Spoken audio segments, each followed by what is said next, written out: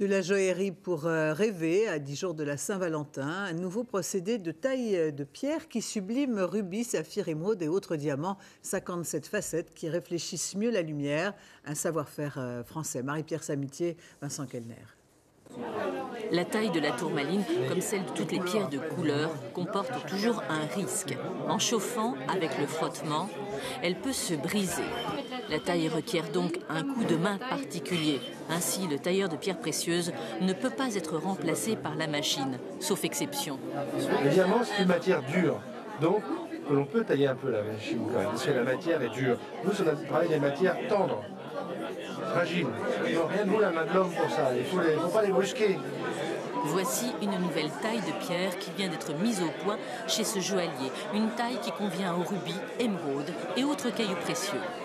Je ne suis pas passionnée par le bijou, mais je suis passionnée par la pierre elle-même. La taille, la couleur, le mystère que ça révèle selon les facettes, la pureté. Enfin, c'est insondable déjà, comme on dit. Il y a le mystère de la pierre. Il y a le mystère de la pierre. Cette nouvelle taille comporte 57 facettes pour obtenir une grande brillance. Il a fallu 2 ans pour mettre au point ce procédé breveté dont la forme est très particulière. C'est un petit peu comme une poire dont la pointe a été tronquée. Donc ça apporte quelque chose de tout à fait nouveau.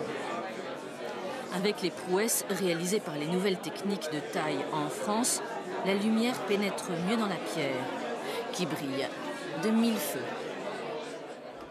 Cinéma.